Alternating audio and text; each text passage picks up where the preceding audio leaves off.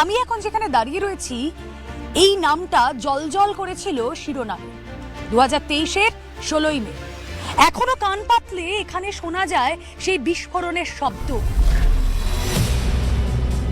এখনো এই এগরার খাদিকুলের আকাশে বাতাসে ভেসে বেড়ায় যেন আর্তদের হাহাকার কান্না। খাদিকুলের সেই ভয়াবহতা এখনো অনেকে স্মৃতি থেকে মুছে ফেলতে পারেননি। না পারারই তো কথা। এই যে রাস্তা দিয়ে আমি হাঁটছি এখানে সেই ছিন্ন ভিন্ন দেহগুলো পড়েছিল।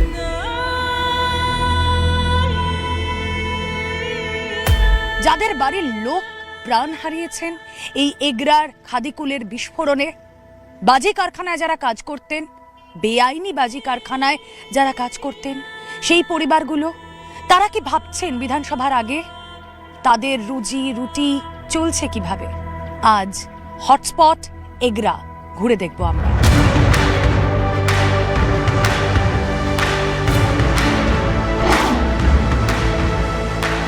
জ্যৈষ্ঠ মাসের গরমে সেদিন রাজনীতির উত্তাপও চলেছিল ঠিক এই জায়গাকে কেন্দ্র করে।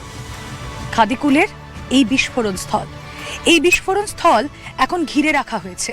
আসুন সেদিন ঠিক এই জায়গায় কি হয়েছিল আর তারপর 3 বছর পেরোতে যাওয়ার সময় কি অবস্থা এই জায়গার দেখি।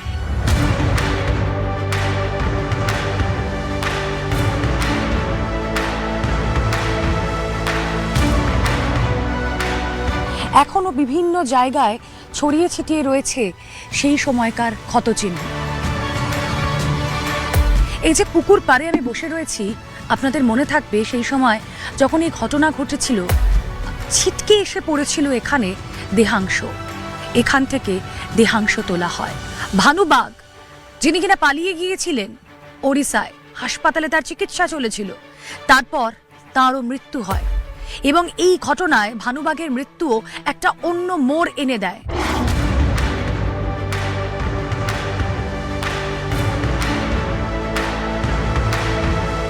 এই যে জায়গায় আমি রয়েছি সেই জায়গাটা এখন খাঁখা করলেও, এখন শুধু কতগুলো স্ট্রাকচার পড়ে থাকলেও এই জায়গাতেই ছিল দুটো বাড়ি যেখানে বিস্ফোরণের ঘটনা ঘটে এবং তারপর যা স্ট্রাকচার সব ধূলিসাৎ হয়ে যায়।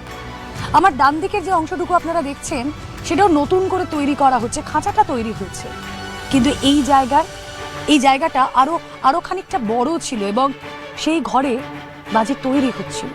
আমার সহকর্মীকে বলবো বাঁদিকটা দেখাতে, যে এই যে ধ্বংসাবশেষ থেকে আবারও একটা পুনরুজ্জীবন বলা যেতে পারে সার কারখানা তৈরির ভাবনা, এটা ভাবা হচ্ছে এখনো পর্যন্ত, কিন্তু যা ছিল সেটা কিচ্ছু নেই। কিছু নেই শুধুমাত্র এই স্ট্রাকচারের নয়, অনেকগুলো প্রাণও নেই। এই ঘটনা, এই বিস্ফোরণের ঘটনা চোখে আঙুল দিয়ে দেখিয়ে দেয় যে কারণ না কারণ মদত্ব ছিল।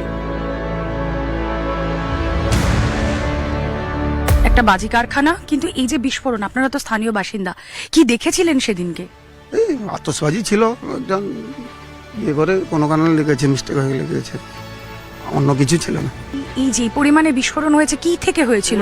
বিস্ফোরণ বলতে কেউই তো আমরা ছিলাম না, ওই জেঠুই একমাত্র জানতেন। জেঠু নেই, আমরা কেউ আমাদের পরিবারের কেউ জানে না, এবং পার্শ্ববর্তী লোক যারা বলছে সব মিথ্যা কথা বলছে।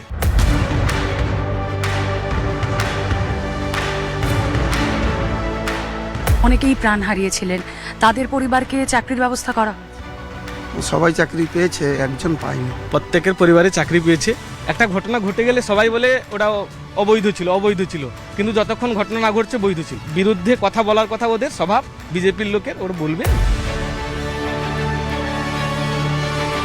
বলছেন যে ভানুবাগ পালিয়ে গিয়েছিলেন, তারপর একটা মানুষ আহত হয়েছে, ওনাকে নিয়ে যাবে কে? এই গ্রামের লোকেরাই তো নিয়ে গেছে, আমরা তো আর নিয়ে যাইনি।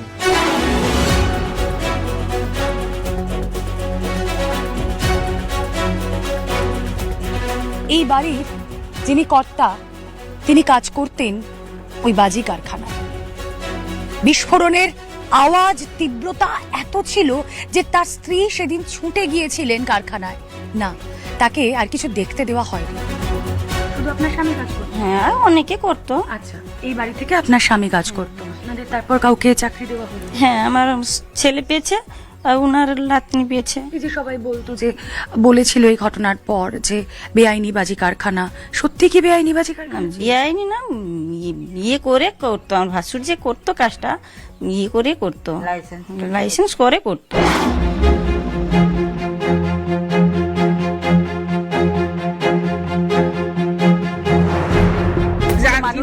যিনারা বিরুদ্ধে বাবার বিরুদ্ধে কথা বলেছিলেন, যিনারা হইচই করেছিলেন, আজকে বাবাকে অন্য জায়গায় পৌঁছে দিয়েছেন, পরিবারটাকে অন্য জায়গায় পৌঁছে দিয়েছেন। কেন ওদের বাড়িতে যাওয়া হচ্ছে না?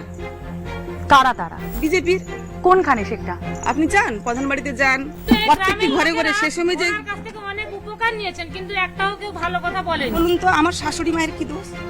ওনার স্বামী ব্যবসা করছে, ওনাকে এত বছর বয়সে অ্যারেস্ট করা হলো কোনো মানে হয়? ওনাদেরকে 3 জন পুরো ফ্যামিলিটাকে অ্যারেস্ট করা হয়েছিল। আর অ্যাকচুয়ালি বড় কথা, আমার ঘরও লুটপাট করা হয়েছে, পুলিশ ছিল ওখানে। মানে সেই দিনের পর হ্যাঁ, মানে আপনাকে কি কারণে দোষ দেওয়া হয়েছে? ওই যে ওনার ভাই মাত্র ভানুবাগের পরিবারের সদস্য বলে আপনাকে মানে ধমক দিল আমাদেরকে ভোট দিতে দিতে। তারপরে লোক আমাদেরকে বললো তোমরা ভোট দিতে যাবে না। আমি বললাম ভোটটা আমার অধিকার, আমি দিব ভোট। আমরা মমতা ব্যানার্জি যতদিন আছেন আমাদের পাশে, আমরা ততদিন পাশে থাকবো না। ভানুবাগের পরিবার বারবার অভিযোগ করছে যে তাদের এই কারখানা ছিল আইন সিদ্ধ। যা কিছু রটানো হয়েছে, যা কিছু ঘটানো হয়েছে, সেটা নাকি বিরোধীদের, বিশেষ করে বিজেপি তৈরি করে। তাহলে যদি বৈধ কাগজপত্র থাকে বা প্রশাসনের মদত থাকে, তখন তৎকালীন সময় পুলিশ প্রশাসন এবং তৃণমূল কংগ্রেস কি করে অস্বীকার করেছিল? তৎকালীন সময় আমাদেরকে বলা হয়েছিল ওই পরিবার বিজেপি করে। আজকে কোন জাদুকাঠির বলে যে তার ঘরেরই যিনি মারলেন এতগুলো প্রাণ, তার ঘরের নাতিকে যুব সভাপতির জায়গা দেওয়া হয়েছে? বিরোধীরা এখানে সরব কেন জানেন? তার কারণ ভানুবাগের নাতিকে তৃণমূল জায়গা করে দিয়েছে। দেখুন, কিছুদিন আগে বিজেপিটা যেসব জিনিস সামনে ভাইরাল করেছিল, ট্রোল করেছিল, ওটাও অ্যাকচুয়ালি বিজেপির কাজ। পঞ্চায়েত নির্বাচনে আমরা দেখেছিলাম ওই যে ঘটনা ঘটেছিল তার একটা এফেক্ট পড়েছিল সাহারা পঞ্চায়েতে। বিধানসভা নির্বাচনে কি তার আদৌ কোনো প্রভাব পড়বে?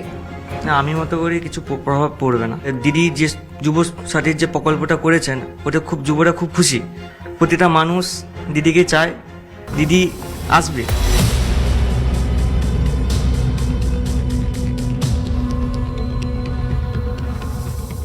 খাদিকুলের বিস্ফোরণের অভিঘাত এখনো স্পষ্ট। ভানুবাগের বাড়ির লোক যা অভিযোগ করছেন, বিরোধীরা তার পাল্টা অভিযোগ করছে। যে ঘটনাস্থলে, যে জায়গায় আমি দাঁড়িয়ে রয়েছি, এখানেই শুভেন্দু অধিকারী এসেছিলেন, নিহতদের পরিবারকে আশ্বস্ত করেছিলেন। এবং সেদিনই যখন তৃণমূলের প্রতিনিধি দল এখানে আসতে যায়, তাদেরকে আটকে দেওয়া হয়, বিক্ষোভ দেখানো হয়। এবং এই ঘটনার 11 দিন পর মুখ্যমন্ত্রী মমতা বন্দ্যোপাধ্যায় তিনিও আসেন। তবে হ্যাঁ, এই ঘটনাস্থলে নয়, খাদিকুলে নয়, এখান থেকে 1.5 কিলোমিটার দূরে একটি জায়গায়। তবে হ্যাঁ, তিনি সেদিনকে দোষ চাপিয়েছিলেন বিজেপি পরিচালিত বর্তমানে পঞ্চায়েতের দিকে। তাদের উস্কানিতেই নাকি এই ঘটনা ঘটেছিল সেদিন। পঞ্চায়েত নির্বাচনের আগে ঘটে যাওয়া এই ঘটনা, বিস্ফোরণ বিধ্বস্ত এই অঞ্চল, সাধারণ মানুষের এখনো অনেক দাবি দাওয়া রয়েছে। তারা ভাবছেন এবারে নির্বাচনে ভোট বাক্সে তারা ঠিক কি প্রত্যাশা রেখে তাদের মতামত জানাবেন। আজকের হটস্পট এগরার খাদিকুল থেকে বিদায় নিচ্ছি। দেখা হবে আরো একটা হটস্পটে।